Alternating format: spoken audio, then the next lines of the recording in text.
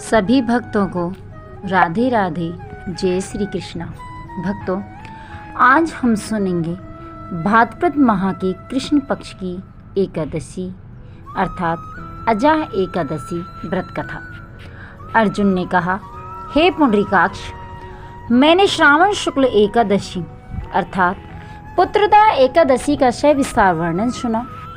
अब आप कृपा करके मुझे भाद्रपद माह के कृष्ण पक्ष की एकादशी के विषय में भी बतलाइए।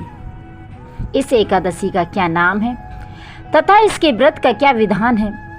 इसका व्रत करने से किस फल की प्राप्ति होती है? श्री कृष्ण ने कहा, हे कुंती पुत्र, भाद्रपद माह के कृष्ण पक्ष की एकादशी को अजा एकादशी कहते हैं। इसका व्रत करने से सभी पाप नष्ट हो जाते हैं और इस लोक और परलोक में मदद करने वाली इस एकादशी व्रत के समान संसार में दूसरा कोई व्रत नहीं है। अब ध्यान पूर्वक इस एकादशी का महात्म्य का श्रवण करो। पौराणिक काल में भगवान श्री राम के वंश में अयोध्या नगरी में एक चक्रवर्ती राजा हरिश्चंद्र नाम के एक राजा हुए थे। राजा अपनी सत्यनिष्ठा और ईमानदारी के लिए प्रसिद्ध थे। एक बार देवताओं ने इनकी परीक्षा लेने की योजना बनाई। राजा ने स्वप्न में देखा कि ऋषि विश्वामित्र को उन्होंने अपना राजपाट दान कर दिया है। सुबह विश्वामित्र वास्तव में उनके द्वार पर आकर कहने लगे कि तुमने स्वप्न में मुझे अपना राज्य दान कर दिया। राजा ने सत्यनिष्ठ व्रत का पालन करते हुए संपूर्ण राज्य विश्वामित्र को सौंप दिया। दान के लिए दक्षिणा चुकाने हेतु राजा हरिश्चंद्र को पूर्व जन्म के कर्म के फल के कारण पत्नी, बेटा एवं खुद को बेचना पड़ा। हरिश्चंद्र को एक डोम ने खरीद लिया जो शमशान भूमि में लोगों के दाह संस्कार का काम करवाता था। स्वयं वह एक चांडाल का दास बन गया। उसने उस चांडाल के यहाँ कफन लेने का काम किया, किंतु उसने इस आपत्ति के काम में भी सत्य का साथ नहीं छोड़ा। जब इस प्रकार उसे कई वर्ष बीत गए तो उसे अपने इस नीच कर्म पर बड़ा दुख हुआ और वह इससे मुक्त होने का उपाय खोजने लगा।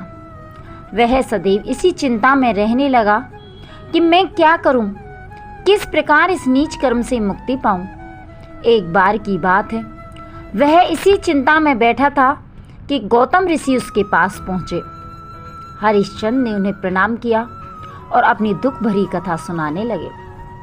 राजा हरिश्चंद्र की दुख भरी कहानी सुनकर महर्षि गौतम भी अत्यंत दुखी हुए और उन्होंने राजा से कहा, हे राजन, भादो माह के कृष्ण पक्ष की एकादशी का नाम अजा है। तुम उस एकादशी का विधान पूर्वक व्रत करो तथा रात्रि को जागरण करो। इससे तुम्हारे सभी पाप नष्ट हो जाएंगे।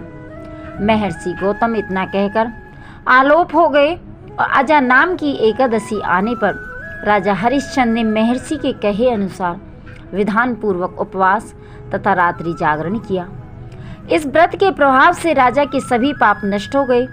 उस समय स्वर्ग में नगाड़े बजने लगे तथा पुष्पों की वर्षा होने लगी। उन्होंने अपने सामने ब्रह्मा, विष्णु, महेश तथा देवेंद्र आदि देवताओं को खड़ा पाया।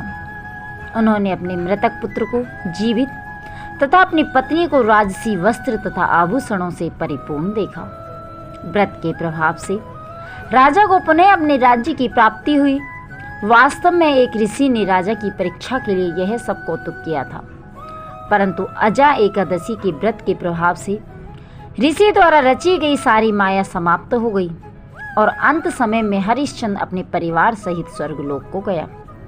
हे राजन, यह सब अजा एकादशी के व्रत का प्रभाव था। जो मनुष्य इस उपवास को विधान पूर्वक करते हैं तथा रात्रि जागरण करते हैं, उनके सभी पाप नष्ट हो जाते हैं और अंत में वे स्वर्ग को प्राप्त करते हैं। इस एकादशी व्रत की कथा के श्रवण मात्र से ही अश्वमेध यज्ञ के फल की प्राप्ति होती है।